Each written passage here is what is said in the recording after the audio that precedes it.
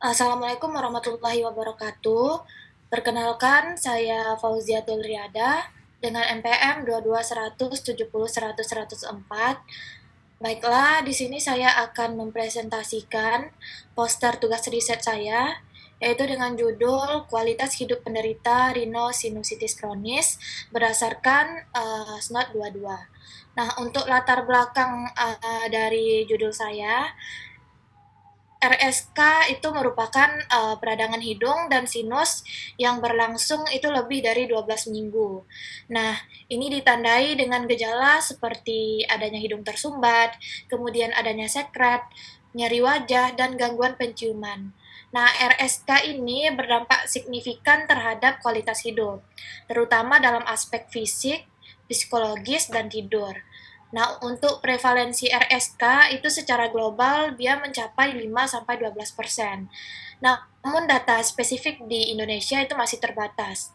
Nah, penelitian sebelumnya di berbagai rumah sakit menunjukkan bahwa sebagian besar penderita RSK dia mengalami penurunan kualitas hidup yang berat berdasarkan skor dari SNOT 22.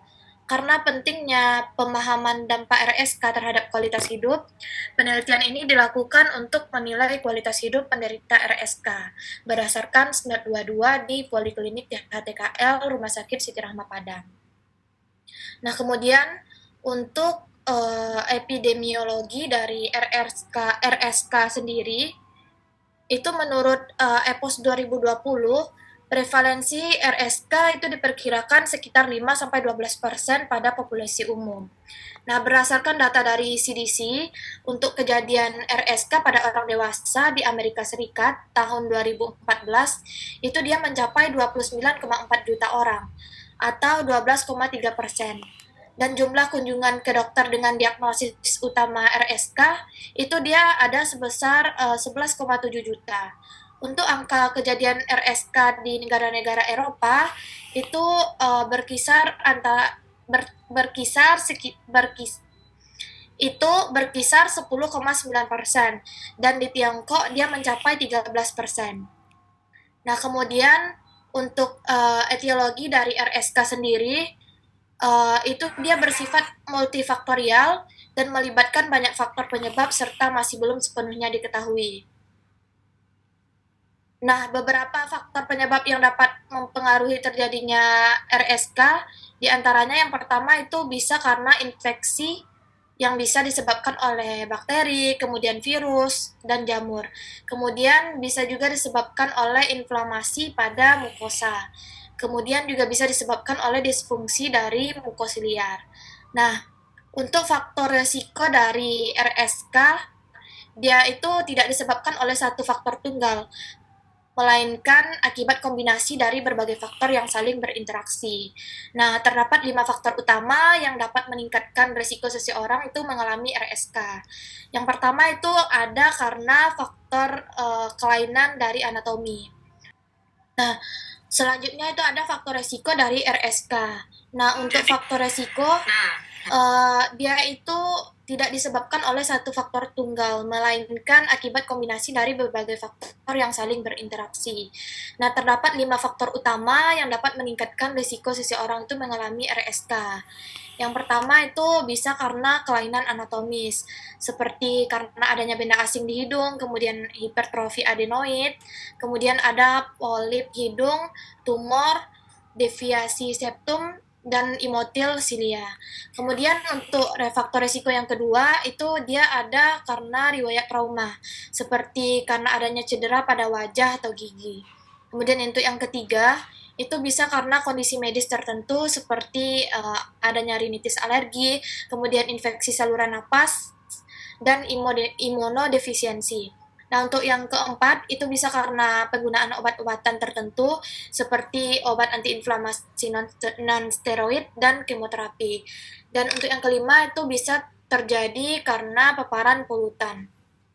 Nah, selanjutnya untuk manifestasi klinis dari RSK itu bisa kita lihat yang pertama adanya hidung tersumbat, kemudian sekret hidung, kemudian adanya gangguan pada indera penciuman, dan yang terakhir itu adanya rasa tekanan dan nyeri di area wajah.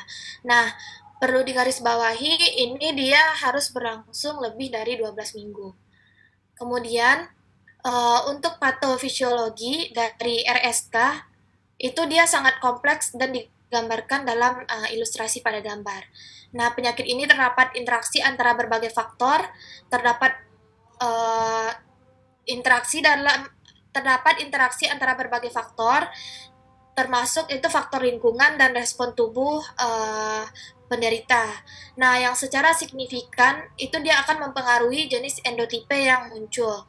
Endotipe mengacu pada karakteristik biologis spesifik pada setiap individu, seperti adanya peningkatan kadar IgE, kemudian ada interleukin 4, eosinofil, dan periostin. Nah, untuk endotipe RSK, dia itu terbagi menjadi dua. Ada yang tipe 2 dan ada non tipe 2 yang berkaitan erat dengan penyakit saluran napas atas yang berkaitan erat dengan penyakit saluran napas bawah seperti asma. Nah, asma dan RSK ini sering ditemukan bersamaan pada satu individu. Begitu pula dengan bronkiektasis. Sebanyak 88% asma dan RSK ini sering ditemukan bersamaan pada satu individu. Nah, endotipe inilah yang berperan dalam proses patofisiologi dengan memicu terjadinya remodeling pada mukosa hidung dan sinus paranasal. Nah, untuk remodeling jaringan itu merupakan perubahan struktur dan komposisi jaringan normal akibat stres, seperti peradangan yang berlangsung lama. Kemudian remodeling saluran napas itu merupakan proses dinamis antara pembentukan dan penghancuran matriks ekstraseluler. Nah, proses ini yang penting dalam perbaikan jaringan yang rusak dan berperan dalam penyembuhan luka. Proses ini penting dalam perbaikan jaringan yang rusak dan berperan dalam penyembuhan luka.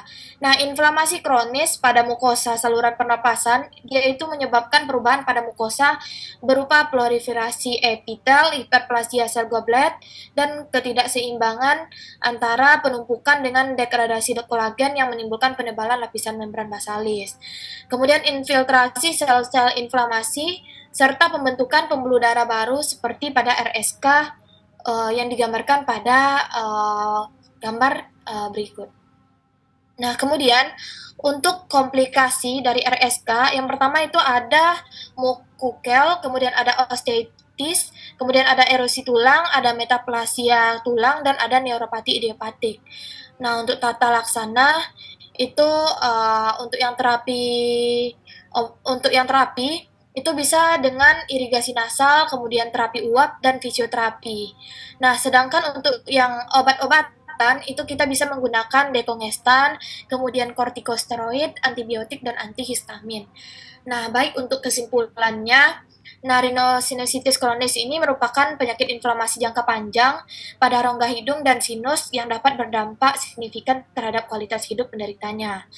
Berdasarkan pengukuran menggunakan instrumen sinonasal outcome test 22 atau SNOT 22, itu diketahui bahwa penderita rhinosinusitis kronis mengalami penurunan kualitas hidup yang nyata, terutama dalam aspek fisik seperti gangguan pernapasan, kemudian nyeri wajah, serta gejala hidung yang menetap, hingga aspek emosional dan sosial seperti gangguan tidur, kelelahan, dan penurunan produktivitas. Mungkin sekian presentasi poster saya pada tugas riset kali ini. Mohon maaf apabila ada kesalahan. Assalamualaikum warahmatullahi wabarakatuh.